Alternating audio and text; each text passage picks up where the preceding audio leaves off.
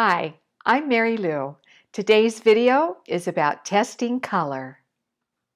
Have you ever splashed, scribbled, or dabbed a new experimental color on a painting and found the untested color wasn't what you were expecting?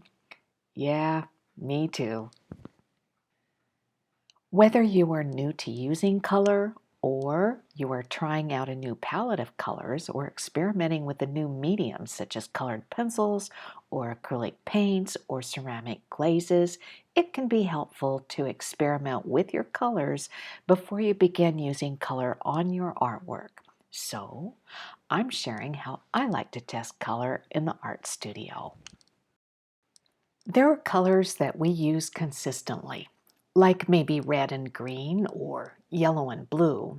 We feel comfortable with some colors and uneasy about other colors. We have opinions about color combinations. For instance, will that pink pair with orange? There isn't a right or wrong answer. It depends on how color is applied and personal taste. Color knowledge comes from your experiences. But what about that new color you purchased? Experimenting and testing with color helps us gain color knowledge and improves our color confidence, especially with a new color. If we are looking at vials of color like these on-glaze pigments with names like baby blue or midnight blue, we really can't see how they will look on a painted surface. These are names without examples. We instinctively understand baby blue is a lighter shade than midnight blue because of our experience.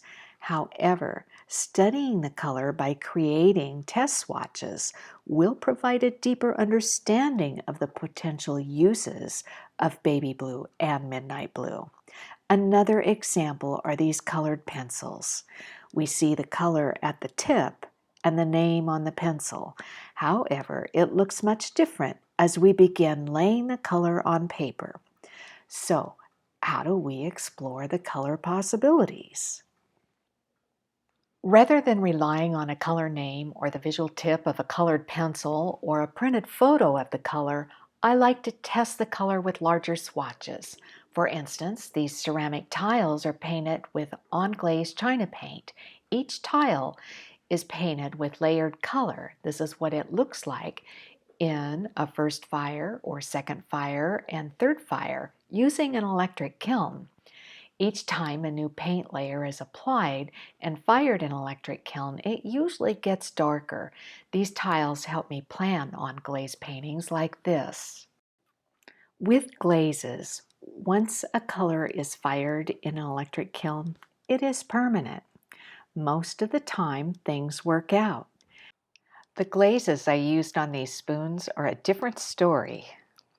I relied on a photograph that showed these glazes, and the printed photo was much different than the actual fired glaze. After that experience, I began making these little 2 by 2 inch tiles.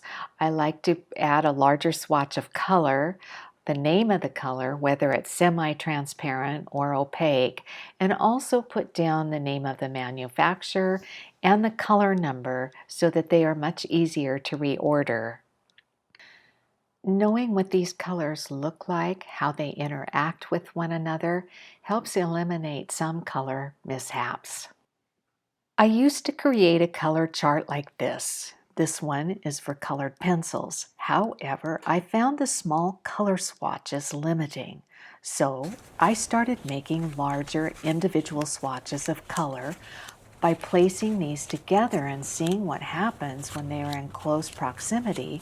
The larger swatches were helpful in choosing color for a composition.